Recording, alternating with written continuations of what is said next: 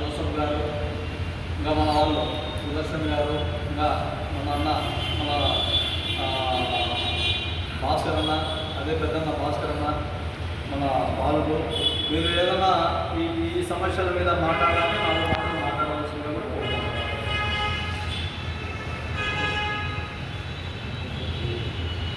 Rickshaw కార్మికులకు సంబంధించి, వలస కార్మికులకు సంబంధించి, అదేవిధంగా హమాలి పనిచేసే వ్యక్తులు ఈ విషయాలు మన గ్రామాలలో కానీ లేదంటే పట్టణాలలో కానీ ఎక్కడ ఉన్నా కూడా వాళ్ళకి మనం ఈ కాన్సెప్ట్లో చేయుతుగా ఇస్తాం.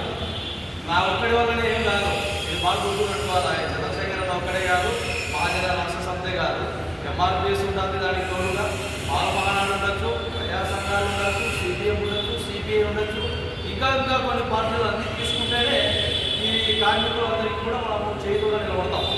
ఒకటే కాదు, ఒక మహాజన రాష్ట్ర సంస్థే కాదు, అది ఒకటి కూడా గుర్తుపెట్టుకోండి ప్రజలు.